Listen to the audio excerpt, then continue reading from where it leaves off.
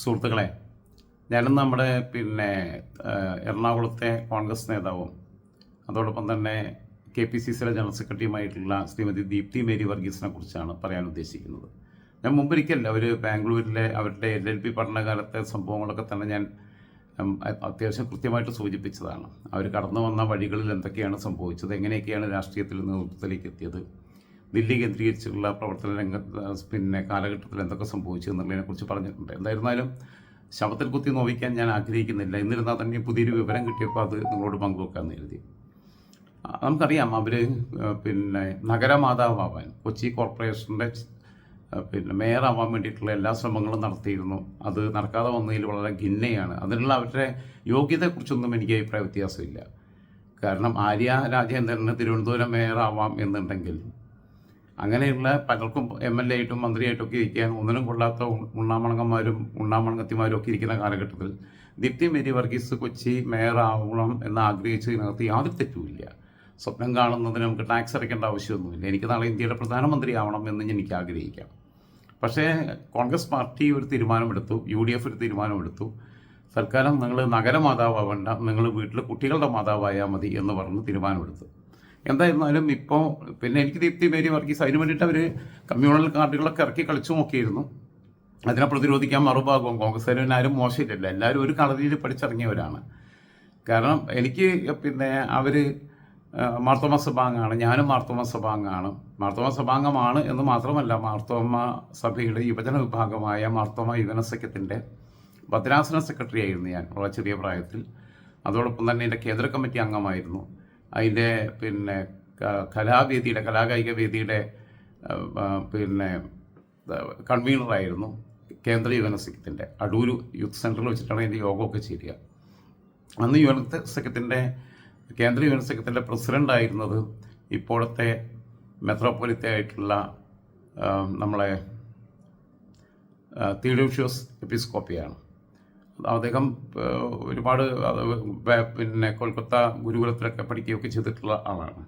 എനിക്ക് നല്ല ബന്ധം അക്കാലത്തുണ്ടായിരുന്നു. പക്ഷേ ഇപ്പം വർഷം കുറേ ആയി, ഏകദേശം 20 വർഷമൊക്കെ കഴിഞ്ഞു. അതിനു മുമ്പാണ് ഞാനങ്ങനെ ആവുന്നത്. പിന്നീട് ഞാൻ വളരെ പെട്ടെന്ന് ആ മേഖലയിൽ നിന്നൊക്കെ വിട്ടുപോകുന്നു. ചർച്ച് പൊളിറ്റിക്സിനകത്തൊക്കെ ഒരു ഇൻട്രസ്റ്റഡ് അല്ലാത്തൊരു മാനസികാവസ്ഥ ഉണ്ടായി. പക്ഷെ അന്ന് ഒരുപാട് പ്രോഗ്രാം നടത്തി, ഒരുപാട് അച്ഛന്മാർക്ക് താല്പര്യമായിരുന്നു, കുറേ പേർക്ക് എതിർപ്പുള്ളവരുണ്ടായിരുന്നു, ഈ യാഥാസ്ഥിതികവാദികൾ. കാരണം ഇറാഖ് യുദ്ധകാലത്ത് ഇറാഖ് യുദ്ധത്തിനെതിരായി യുദ്ധവിരുദ്ധ റാലി നടത്തിയിട്ടുണ്ട്. കാരണം ഇറാഖിനെതിരായിട്ടുള്ള യുദ്ധം അനാവശ്യമായിരുന്നു എന്ന് വിശ്വസിക്കുന്ന ഒരാളാണ് ഞാൻ.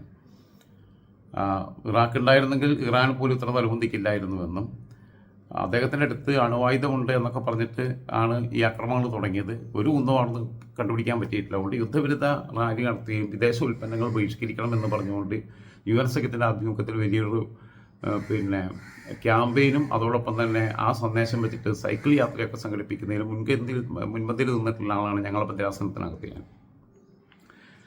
വിഷയം അതല്ല. അപ്പോൾ അവർ മർത്തോമക്കാരിയാണ്, ഞാനും മർത്തോമക്കാരനാണ് എന്നുള്ളത് ഞാൻ പറഞ്ഞു എന്ന് മാത്രമേ ഉള്ളൂ. വളരെ പെട്ടെന്ന് ഞാൻ നിർത്തി.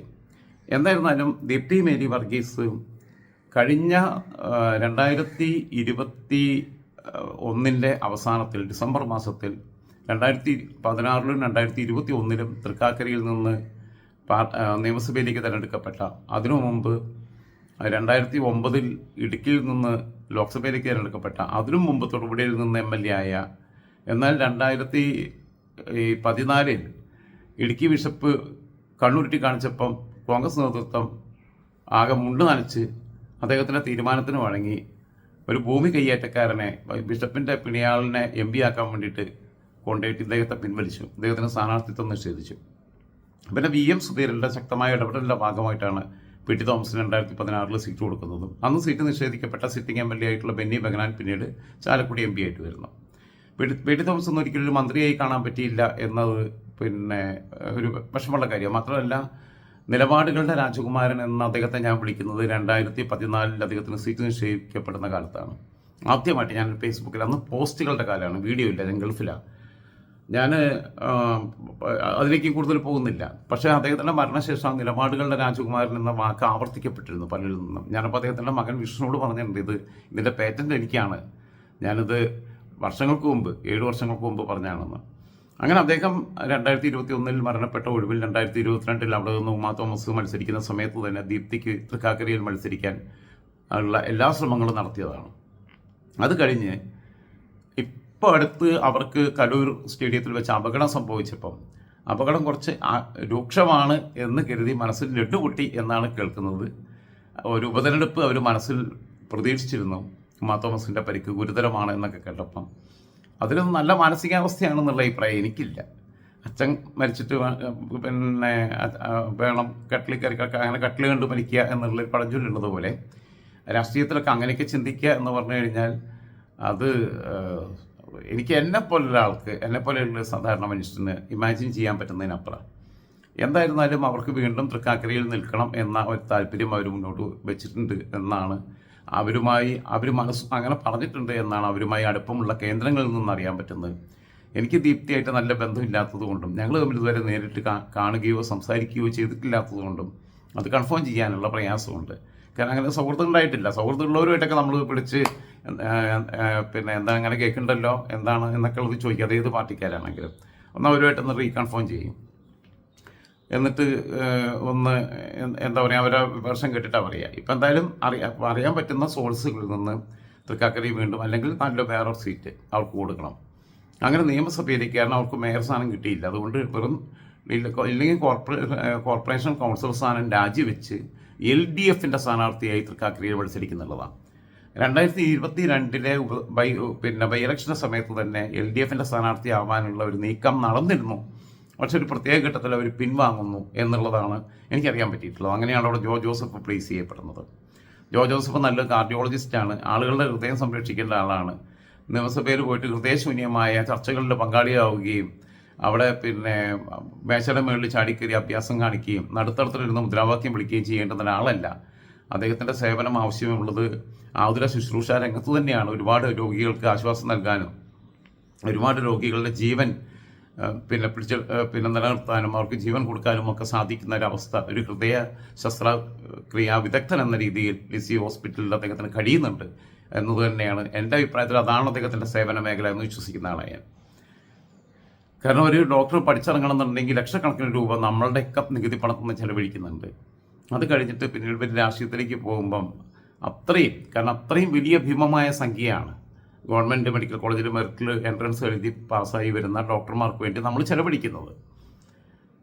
അപ്പോൾ പോട്ടെ, അങ്ങനെ ഇപ്പോൾ വീണ്ടും അവർ ഒരു താല്പര്യത്തിൽ നിൽക്കുകയാണ്.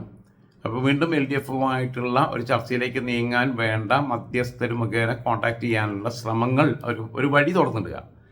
ഇപ്പുറത്ത് UDF സീറ്റ് കൊടുത്തില്ലെങ്കിൽ അപ്പുറത്ത് LDFൻ്റെ സ്ഥാനാർത്ഥിയാവുക എന്ന ഒരു നിലയിലേക്ക് ദീപ്തി മേരി വർഗീസ് എത്തിക്കഴിഞ്ഞിരിക്കുന്നു എന്നാണ് അറിയാൻ പറ്റുന്നത്. അതോടൊപ്പം തന്നെ UDF സീറ്റ് കൊടുത്തിട്ടില്ലെങ്കിൽ അവർ ഡിമാൻഡ് ചെയ്യാൻ ഉദ്ദേശിക്കുന്നത് വനിതാ കമ്മീഷൻ ചെയർപേഴ്സൺ സ്ഥാനം. അതിനവർക്ക് അർഹതയുണ്ട് എന്നാണ് ഞാൻ വിശ്വസിക്കുന്നത്. തീർച്ചയായിട്ടും സ്വാഭാവികമായിട്ടും അവരുടെ ട്രാക്ക് റെക്കോർഡ് എടുത്ത് നോക്കുമ്പോൾ അവരെ 100% അർഹയാണ്. കാരണം സമീപകാലത്ത് സ്ത്രീ വിഷയവുമായി ബന്ധപ്പെട്ട ഒരു യുവ കോൺഗ്രസ് നേതാവിനെതിരെ ഉയർന്നു വന്ന ആരോപണങ്ങളിൽ അവർ അവിടെയല്ല ഇവിടെയല്ലാത്തൊരു നിലപാട് സ്വീകരിക്കുകയത്. പലരും വളരെ ശക്തമായ നിലപാടെടുത്തപ്പം അതിനേക്കാളൊക്കെ നന്നായി കാര്യങ്ങൾ കൈകാര്യം ചെയ്യാൻ പറ്റുന്ന ഒരാളെന്നുള്ള രീതിയിൽ ദീപ്തി അവിടെ എന്നെക്കാൾ പ്രായത്തിന് മൂത്താണ് ഞാൻ, എന്നാലും പറയുമ്പോൾ ഇങ്ങനെ പേര് പറയണമെന്നുള്ളൂ. കാരണം എനിക്ക് വ്യക്തിപരമായി അടുപ്പുണ്ടെങ്കിൽ നമ്മൾ ദീപ്തി ചേച്ചി തന്നെ പറയും, പലരെ കുറിച്ചും പറയും, ബിക്ക ചേട്ടാൻ എന്നൊക്കെ വിളിച്ച് പറയുന്നത് പോലെ. അപ്പോൾ അവർ അങ്ങനെ സ്ത്രീ വിഷയത്തിൽ അവരെടുത്തിട്ടുള്ള മുൻകാല നിലപാടുകളുടെ അടിസ്ഥാനത്തിൽ എടുത്ത് പരിശോധിച്ച് നോക്കിക്കഴിഞ്ഞാൽ ഇന്ന് കേരളത്തിൽ അതിൻ്റെ വനിതാ കമ്മീഷൻ്റെ അധ്യക്ഷയാവാൻ ഏറ്റവും യോഗ്യമായിട്ടുള്ള ഒരാൾ ദീപ്തി മേരി വർഗീസാണ്. മറ്റൊരാൾ സീമാജി നായർ, നടിയായിട്ടുള്ള സീമാജി നായരാണ്. പിന്നെ അങ്ങനെ കുറേ പേരുണ്ട്, അങ്ങനെ കുറച്ച് പേരുണ്ട്. അങ്ങനെ കുറച്ച് പേരാണ് ഇന്ന് വനിതാ കമ്മീഷൻ്റെ അധ്യക്ഷയാവാനും വനിതാ ശിശുക്ഷേമ വകുപ്പിൻ്റെ മന്ത്രിമാരാവാനും യോഗ്യരായിട്ടുള്ളവർ എന്ന് വിശ്വസിക്കുന്ന ആളാണ് ഞാൻ. ശിശുക്ഷേമം പ്രത്യേകിച്ചും അതിൻ്റെ മന്ത്രിയാകുകയാണ് ഏറ്റവും നല്ലത്. കാരണം ഭ്രൂണഹത്യ എന്നൊക്കെ പറഞ്ഞാൽ ഒരു ശിശുവിനെ ഈ നശിച്ച ലോകത്തേക്ക് ജനിച്ചു വിടാതെ രക്ഷപ്പെടുകയാണല്ലോ. കാരണം ഇവിടുത്തെ പുക ശ്വസിക്കേണ്ട, ഇവിടുത്തെ പ്രളയമൊന്നും കാണണ്ട. അപ്പോൾ അങ്ങനെ അതൊരു ശിശുക്ഷേമം തന്നെയാണ് എന്ന അഭിപ്രായം പങ്കുവെച്ചുകൊണ്ട് എന്തായിരുന്നാലും ഇങ്ങനൊരു നീക്കം നടക്കുന്നുണ്ട്. അത് അറിയാത്തവരുടെ മുമ്പിലേക്ക് അതൊന്ന് പങ്കുവെക്കുക എന്ന ഉദ്ദേശം മാത്രമേ എനിക്കുള്ളൂ. അതിനപ്പുറത്തേക്ക് ഞാൻ പോകുന്നില്ല. പറയേണ്ട സമയത്ത് I will rice my tongue again and again. Okay.